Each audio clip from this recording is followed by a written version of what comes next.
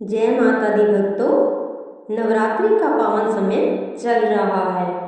घर घर में माता रानी का दरबार सजा है। घंटियों की मधुर ध्वनि, धूप दीप की सुगंध और हर भक्त के दिल में बस एक ही भावना, माँ इस बार हमारे घर भी कृपा बरसा दो। लेकिन हर साल एक सवाल सबको परेशान करता है, कन्या पूजन कब करें, सप्तमी, अष्टमी या नवमी? और 2026 में 25 या 26 मार्च सही तारीख कौन सी है? अगर आपने गलत दिन पूजन कर लिया तो क्या पूरा फल नहीं मिलेगा? आज की इस वीडियो में हम आपको शास्त्रों के अनुसार सही तिथि, सही मुहूर्त और सही विधि सब कुछ बताएंगे। इस वीडियो को अंत तक जरूर देखिए, क्योंकि अंत में मैं बताऊंगी कन्या पूजन करते समय कि 3 ऐसी गलतियां जो माता रानी को नाराज कर सकती हैं। तो चलिए शुरू करते हैं। जय माता दी। नवरात्रि में 9 दिनों तक माँ दुर्गा के 9 रूपों की पूजा होती है, लेकिन इन 9 दिनों का सबसे महत्वपूर्ण भाग है कन्या पूजन।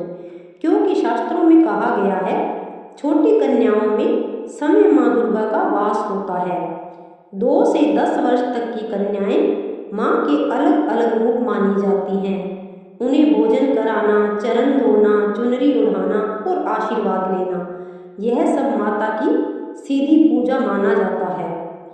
साल 2026 में तिथियां कुछ ऐसी पड़ रही हैं कि लोग भ्रम में पड़ गए हैं। सप्तमी, अष्टमी और नवमी की तिथियां 2 दिनों में फैल रही है। इसलिए सवाल उठ रहा है, 25 मार्च या 26 मार्च सही कौन सा दिन है? 25 मार्च को दिन में सप्तमी रहेगी और बाद में अष्टमी लग जाएगी। कुछ लोग इस दिन ही कन्या पूजन कर लेते हैं, खास तौर पर अष्टमी मानकर। 26 मार्च को सुबह अष्टमी का प्रभाव रहेगा और फिर नवमी शुरू हो जाएगी। शास्त्रों के अनुसार अष्टमी और नवमी दोनों दिन कन्या पूजन किया जा सकता है। अब जानते हैं सबसे शुभ दिन कौन सा है। अगर आप शास्त्रों की माने तो जब अष्टमी तिथि सुबह तक रहे या नवमी प्रातः काल में हो, वह समय सबसे शुभ माना जाता है। इस हिसाब से 26 मार्च 2026 कन्या पूजन के लिए अधिक शुभ माना जा रहा है। लेकिन अगर किसी कारण से 26 को संभव न हो तो 25 मार्च को भी अष्टमी में पूजन किया जा सकता है। अब जानते हैं कितनी कन्याएं बुलाएं। परंपरा के अनुसार 9 कन्याएं माँ के 9 रूप, एक लांगूर यानी कि छोटा सा लड़का भैरव रूप में। लेकिन अगर 9 न मिले तो 5, 7 या 1 कन्या भी पूजी जा सकती है। माँ भावना देखती हैं, संख्या नहीं। अब जानते हैं कन्या पूजन में क्या खिलाएं। सबसे पारंपरिक प्रसाद हलवा, काले चने, पूड़ी, इसे भोग का प्रसाद माना जाता है। साथ में चुनरी, दक्षिणा, फल या मिठाई देना शुभ होता है। अब जानते हैं सही विधि। कन्या पूजन, कन्याओं के पैर धोएं, माथे पर तिलक लगाएं, चुनरी उड़ाएं, प्रसाद खिलाएं, दक्षिणा दें, उनके चरण स्पर्श करें और अंत में आशीर्वाद अवश्य लें।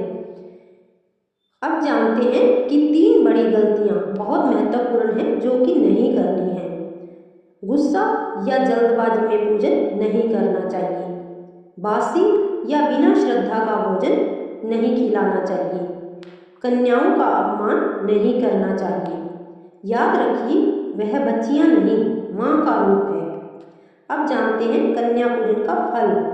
कहा जाता है, घर में सुख समृद्धि आती है, रोग दोष दूर होते हैं, मनोकामनाएं पूर्ण होती है, धन और वैभव बढ़ता है। तो भक्तों, नवरात्रि 2026 में कन्या पूजन के लिए सबसे शुभ दिन 26 मार्च, लेकिन अष्टमी के कारण 25 मार्च भी मान्य है। सबसे जरूरी क्या है? सच्ची श्रद्धा, पवित्र मन, माँ के प्रति प्रेम, क्योंकि माँ को दिखावा नहीं, भक्ति चाहिए। माँ से बस इतना कहिए, माँ हमसे जो भी भूल हुई हो क्षमा करना और अपने बच्चों पर कृपा बनाए रखना।